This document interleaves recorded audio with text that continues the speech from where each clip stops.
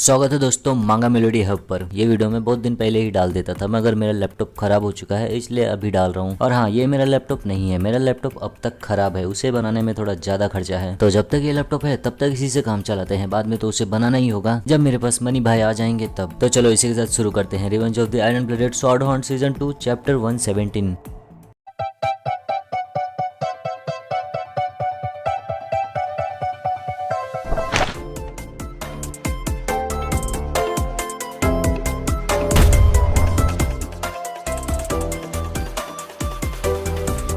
हम देख रहे ओलंपियाड सर्वाइवल कंपटीशन के दिन। यह है मैजिक टावर और इसके अंदर बैठे हैं इंस्ट्रक्टर्स। इसमें बहुत सारी ऐसी जगह है जिनकी ऊंचाई और चढ़ाई समझ से परे है। और इस साल के ओलंपियाड सर्वाइवल कंपटीशन का मैप है ली रॉज इटली नॉर माउंटेन का। हर एक स्कूल के स्टूडेंट्स जिन्हें भी यहाँ पर समन किया गया है इस जंगल में, उन्हें इस जंगल के वातावरण के हिसाब से ढलना होगा और उन्हें खुद की रक्षा करते हुए खुद की HP बचाना है 0 होने से। इस टूर्नामेंट का सबसे जरूरी नियम यही है। हम देखते हैं piggy, Tudor, Sinclair, Bianca, Sancho को सबका HP थोड़ा थोड़ा घट चुका है। सभी लोग तेजी से भागते रहते हैं और उतने में ही पिगी का नजर जाता है एक मॉन्स्टर के ऊपर जो उनके सामने अचानक से आ चुका है। इस टूर्नामेंट में तुम मॉन्स्टर से बचकर भाग सकते हो और या फिर उस मॉन्स्टर को मारकर अपना HP का पॉइंट बढ़ा सकते हो। ये एक दूसरा नियम है। मॉन्स्टर जैसे ही हमला किया था वैसे ही पांचों के पांचों जन एक फॉर्मेशन में आ जाते हैं लड़ने के लिए। पिगी सबको स्ट्रेटेजी बताता है, बोलता है टूडोर चलो अगले हमले तक मॉन्स्टर का ध्यान भटकाते हैं। सैंचो जैसे ही तुम्हारा शील्ड नीचे होगा वैसे ही तुम सिंक्लेयर और बियांका की रक्षा करोगे। बियांका और सिंक्लेयर, मैं और टूडोर ध्यान भटकाएंगे मॉन्स्टर का और वैसे ही तुम उसके कमजोर हिस्सों पर निशाना साधोगे। चलो चलते हैं। टूडोर और पिगी दोनों जन बहुत ही तेजी से जाते हैं मॉन्स्टर का ध्यान भटकाने के लिए। उनके पीछे रहता है सैंचो और सैंचो के पीछे है बियांका और सिंक्लेयर। टूडोर जंप मारकर मॉन्स्टर का ध्यान भटकाता है अपने स्पीयर से हमला करके। मॉन्स्टर पिगी के ऊपर हमला किया रहता है, पिगी उससे बचकर भागता है। अब मॉन्स्टर का ध्यान पूरी तरह टूडोर और पिगी पर आ चुका है, दोनों पर लगातार हमला करता है। इसी मौके का फायदा उठाकर बियांका और सिंक्लेयर मैजिक कास्ट करना शुरू करती हैं। टूडोर चिल्लाकर बोलता है बियांका को, बियांका क्या तुम तैयार हो? बियांका एरो फायर करते हुए बोलती है बिल्कुल, और उस एरो पर सिंक्लेयर अपने मैजिक को कास्ट की रहती है। उस एरो को बियांका तुरंत ही छोड़ती है। वो एरो मॉन्स्टर के करीब जाता है और उसके आर पार निकल जाता है। पिगी को राहत मिलता है, बोलता है ये काफी करीबी मामला था। टूडोर बियांका को बोलता है तुम जानबूझ के उस एरो को देर से छोड़ी ना? बियांका बोलती है मैंने अभी अभी तुम लोगों की जान बचाई है, तुम्हें पता है शायद से मुझे मेरा समय बर्बाद नहीं करना चाहिए था। और तभी दो जन बोलते रहते हैं भागो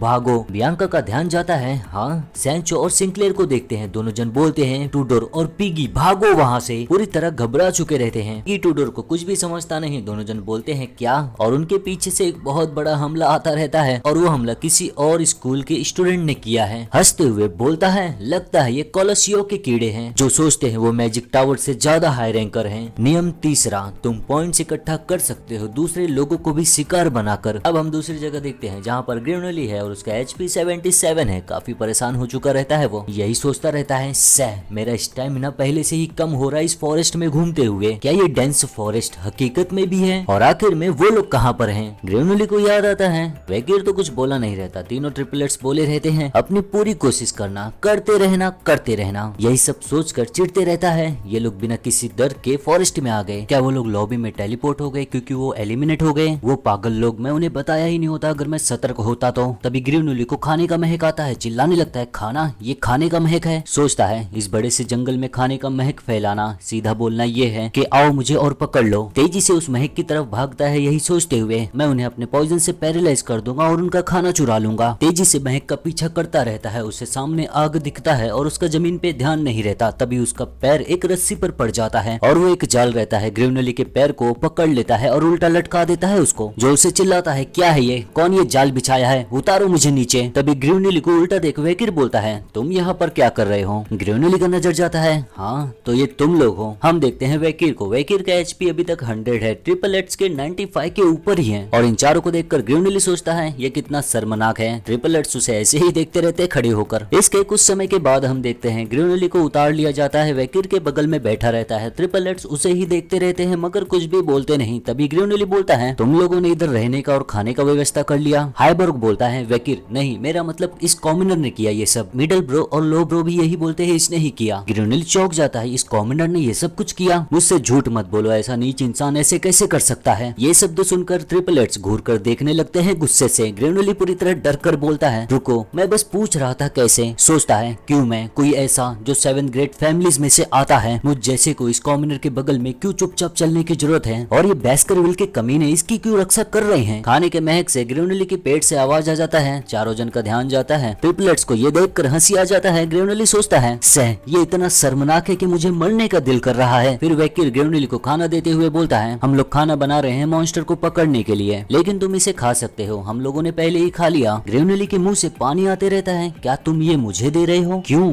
वेकिर बोलता है क्योंकि तुम हमारे लीडर हो। और वेकिर ऐसे ही तो नहीं दे देगा। सोचता है इस जंगल में ग्रेनुली का पॉइजन काफी काम का रहेगा, ये बाद में बहुत काम आ सकता है। ग्रेनुली वेकिर को खाना देते हुए देखता है तो उसके आंखों से आंसू आने लगता है। उसका दिल पूरी तरह भर जाता है। भले ही इस कॉमनर को मैं इतना ज्यादा नीचा देख रहा था, कौन सोचा होगा ये इतना अच्छा है। रोते हुए खाने लगता है और उसका HP 77 से 90 हो जाता है। चारों जन उसे ही देखते रहते हैं, क्यों ये रोते हुए खा रहा है, मगर कुछ भी बोलते नहीं। उसके थोड़े समय के बाद हम देखते हैं एक एरो को जो सीधा जाकर मॉन्स्टर के पैरों में लगता है, और इस हमले को किया है वेकिर ने, और ग्रेनुली अपने पॉइजन का इस्तेमाल किया है। ट्रिपलेट्स तेजी से जाते हैं मॉन्स्टर की तरफ उसे मारने के लिए। मॉन्स्टर जैसे ही ट्रिपलेट्स के ऊपर हमला करने के लिए घूमता है, वैसे ही ट्रिपलेट्स बहुत करीब आ गए रहते हैं उसके, और अपनी स्वॉर्ड से उसको कट कर देते हैं। अपनी स्वॉर्ड से 3-4 स्लैसेस मार देते हैं उसके ऊपर, और वो मॉन्स्टर तुरंत ही मर जाता है जगह पे। वेकिर बोलता है ये मॉन्स्टर है नंबर 30। हाइब्रो बोलता है ये कितना आसान था। लो ब्रो बोलता है आसान था। मिडल ब्रो बोलता है आसान था। वेकिर बोलता है अगर हम चाहते हैं कि सुरक्षित खेले और टॉप 10 में रहें तो हमें और भी पकड़ना होगा। ये सुनकर ग्रेनुली सोचता है हम आखिर में मॉन्स्टर को क्यों मार रहे हैं जबकि दूसरे स्टूडेंट्स को एलिमिनेट करने में ज्यादा पॉइंट्स है। ये कॉमनर किस चीज का योजना बना रहा है? वेकिर आसमान में देखकर सोचता है यह एहसास जाना पहचाना है। जिंदा रहने के लिए पॉइंट्स, मॉन्स्टर को मारने के लिए पॉइंट्स। तुम पॉइंट्स को हासिल कर सकते हो दूसरों को हराकर। मैं फर्स्ट आया था दूसरे लोगों को अनदेखा करते हुए और मॉन्स्टर को मारते हुए। इस एग्जाम के जगह पर ऐसा महसूस हो रहा है मुझे कि मैं घर पे हूँ, लेकिन जब से मैं घुसा हूँ ली रोज इटली नॉर माउंटेन पे, इस मैजिक टावर के अंदर किसी वजह से मुझे चिंता महसूस हो रहा है। ऐसा जैसे कि मेरा स्वॉर्ड मास्टर सेंस मुझे चेतावनी दे रहे हैं, कुछ तो करीब आ रहा है। पांचों जन वैसे के वैसे ही खड़े रहते हैं और पांचों का एहसास हो जाता है कोई उनकी तरफ तेजी से बढ़ रहा है। पांचों जन तुरंत ही तैयार हो जाते हैं लड़ने के लिए, लेकिन ग्रेनुली थोड़ा सा घबरा जाता है। अचानक से क्या हो गया इन लोगों को? सामने देखता है तो चौंक जाता है क्योंकि उनके सामने आ गई है सिंक्लेयर, और उसकी हालत बहुत ही ज्यादा खराब रहती है। उसका HP 38 है। हांफते हुए बोलती है वेकिर। हम देखते हैं magic tower operation room. 400 students में से 149 स्टूडेंट्स बचे हुए हैं। मैजिक टावर के 46, वेरेगियन 45, दी माइस्कर 35, कोलोसियो 23, सबसे नीचे कोलोसियो ही है। वैसिलस हंसते हुए बोलता है हालांकि कोलोसियो में पहले से ही कम स्टूडेंट्स थे, फिर भी हुईमहैम ने कोलोसियो के ज्यादा से ज्यादा स्टूडेंट्स को एलिमिनेट कर दिया है। हिप्पोलाइट हंसते हुए बोलती है कितना कमाल का है। मैजिक टावर का मास्टर हंसते हुए बोलता है एरोगेंट्स स्मार्टी पैंट्स आखिर में अपना असली रूप दिखा ही दिया। ऐसा लगता है कोलोसियो के इस बार किस्मत में नहीं है। प्रोफेसर वेंसी कुछ भी बोलता नहीं, बस सुनते रहता है। मैजिक टावर का मास्टर वेंसी को बोलता है तुम क्या सोच रहे हो vice principal Vensi? Vensi hologram पर हाथ दिखाते हुए बोलता है मुझे माफ करना ये बोलने के लिए, लेकिन जैसे कि तुम लोगों का जिम्मेदारी है इस साल के टूर्नामेंट के कंपटीशन का, क्या तुम्हें सच में लगता है ये मैप सुरक्षित है? मैजिक टावर का मास्टर बोलता है तुम्हारा मतलब क्या है? वेंसी बोलता है मैजिक टावर ने सर्वाइवल कंपटीशन के लिए एक साधारण जंगल को नहीं चुना है, लेकिन एक रिस्ट्रिक्टेड एरिया, एक एरिया जो फॉरेस्ट के काफी अंदर है। जैसे जैसे समय गुजरेगा न खाली टोपोग्राफी और मॉन्स्टर्स बदलने लगेंगे, लेकिन हाई रैंकिंग मॉन्स्टर्स भी सामने आने लगेंगे, और इसकी वजह से स्टूडेंट्स को शायद से संभालने में दिक्कतें होंगी। कई साल पहले मॉर्ग फैमिली ने जो न्यूज़पेपर प्रोवाइड किया था उसमें यह था कि फॉरेस्ट में एक रिस्ट्रिक्टेड एरिया है, उस जगह पर एक एस रैंक मॉन्स्टर सामने आया था, जिसकी वजह से बहुत सारी परेशानियां हुई थी, बहुत नुकसान हुआ था। अगर कंपटीशन के दौरान ऐसा मॉन्स्टर सामने आ गया तो मैजिक टावर का सिस्टम अच्छे से काम करेगा? क्या इसमें सबसे खराब स्थिति के लिए उपाय है? मैजिक टावर मास्टर बोलता है तुम्हारा ये न्यूज अफवाह के हिसाब से सही है, मैं भी बहुत बार ये सुना हूँ, हालांकि उस हादसे के बाद किसी ने भी उस मॉन्स्टर को देखा नहीं है, और जो उस अफवाह को फैलाया था वो मॉर्ग फैमिली था जो मैजिक टावर के खिलाफ थे। सीधा कहूँ तो मैं उनके बातों पर भरोसा नहीं करता, और ऊपर से जो भी मॉन्स्टर इस कॉम्पिटिशन में सामने आएंगे वो स्टूडेंट्स के स्किल लेवल के हिसाब से ही आएंगे। और अभी के स्टूडेंट्स का लेवल रेंज है लो रैंकिंग स्वॉर्ड एक्सपर्ट्स और फोर्थ सर्कल मेज से लो रैंकिंग ग्रेजुएटर। फिर एक पल के लिए चुप होता है, फिर बोलता है हालांकि अगर कोई ऐसा स्टूडेंट जो 7 सर्कल और या फिर उससे भी ऊंचा एक स्वॉर्ड मास्टर है तो सिस्टम ऐसे मॉन्स्टर्स को समन करेगा जो स्टूडेंट्स संभाल नहीं सकते। अगर ऐसा सोचेंगे तो हालांकि ये नामुमकिन है। अगर कुछ होता भी है तो कंपटीशन सस्पेंड हो जाएगा। जब स्टूडेंट्स के शील्ड का एचपी 0 हो जाएगा तब वो लोग अपने आप ही टेलीपोर्ट हो जाएंगे लॉबी में। तो आखिर में कैसी दिक्कत खड़ी हो सकती है। अब ये नहीं कहना कि तुम शिकायत कर रहे हो सिर्फ इसलिए क्योंकि कॉलेसिया के पास ज्यादा स्टूडेंट्स नहीं बचे हैं। वाइस प्रिंसिपल वेंसी मॉर्ग। ये सुनकर वेंसी गुस्से से खड़े होकर बोलता है क्या बकवास है, मैजिक टावर का यहाँ पर इकट्ठा हुए हैं एम्पायर के सबसे बेहतरीन मेजेस। हम लोगों का क्लास अलग है मॉर्ग फैमिली और कॉलेसिया एकेडमी से। मुझे यकीन है तुम अपना समय बर्बाद कर रहे हो ऐसे ख्यालों में जो हो नहीं सकता। ये सब सुनकर वेंसी गुस्से से सोचता है चिढ़ते हुए ये जिद्दी बुढ़ा। अब हम देखते हैं फॉरेस्ट में सिंक्लेयर बैठी है वेकिर के सामने। बोलता है वेकिर तो टूडोर, पिगी, बियांका और सैंचो एलिमिनेट हो गए सारे। सिंक्लेयर बोलती है हाँ, टूडोर और पिगी के ऊपर हमला किया था होइमहाइम ने जब उनके पास वेपन नहीं था और उसी समय बियांका और सैंचो पर भी। वेकिर सोचता है होइमहाइम तबाही के समय ये भी उन हीरोज में से एक जिसने अपना बहुत योगदान दिया था। भले ही हीरोज एक ही एरा के हों, स्किल्स में अंतर हो सकता है। सिंक्लेयर बोलती है लेकिन मुझे खुशी है मैं आखिर में तुमसे मिल पाई। मगर तुम्हारा एचपी पहले जैसा ही कैसे है? मेरा एचपी बहुत ही जल्दी कम हो गया, थोड़ा सा जंगल में भाग क्या ली। तुम कितने कमाल के हो। वेकिर और सिंक्लेयर को बातें करते हुए देखता रहता है ग्रीवनली। सोचता है चिढ़ते हुए मुझे पता था मैं इन दोनों को एक साथ में देख नहीं सकता। फॉरेस्ट की गहराई में ये छुप रहा है और मॉन्स्टर्स को मार रहा है। बिल्कुल इसका एचपी पहले जैसा ही होगा। इसमें कमाल क्या है, मैं भी ऐसा कर सकता हूँ। तभी वेकिर तुरंत ही ग्रीवनली की तरफ देखता है, अपना वेपन निकाल कर ग्रीवनली की तरफ निशाना साध लेता है। ये देखकर ग्रीवनली पूरी तरह डर जाता है, अपना हाथ उठाकर बोलता है क्या? मैं कुछ नहीं बोला, मैं तो बस सोच रहा था। सिंक्लेयर बोलती है वेकिर। वेकिर एरो छोड़ देता है। ग्रीवनली डरकर नीचे झुक जाता है। वेकिर का एरो उन जड़ों के ऊपर लगता है जो ग्रीवनली के ऊपर हमला करने जाते हैं और वो कोई मॉन्स्टर नहीं रहता, वो अटैक रहता है कि स्टूडेंट्स का, दी माइस्कर वुमेन्स यूनिवर्सिटी के स्टूडेंट्स का, उनके प्रेसिडेंट का। बोलती है तुम्हारा इंस्टिंक्ट अच्छा है, मैंने साइलेंस मैजिक से आवाज को म्यूट कर दिया था, तुम्हें पता कैसे चला? ग्रीवनली घबरा कर पांचों की तरफ जाता है भागते हुए। मेलेनी बोलती रहती है ऐसा लगता है तुम कोलोसिया के बच्चों को ऐसा लग नहीं रहा था कि हम तुम्हें ढूंढ पाएंगे अगर तुम खुद को छुपा लोगे तो। इतना घमंड। तभी उसका ध्यान जाता है सिंक्लेयर के ऊपर।